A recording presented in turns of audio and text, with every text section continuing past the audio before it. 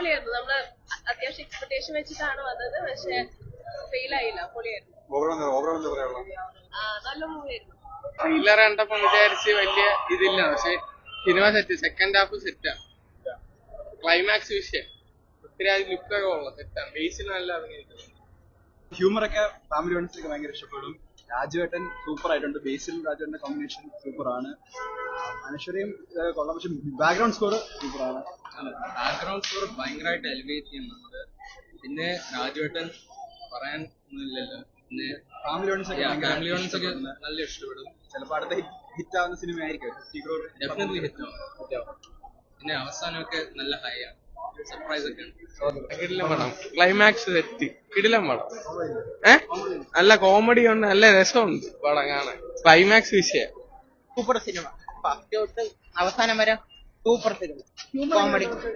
Comedy സൂപ്പറാണ്.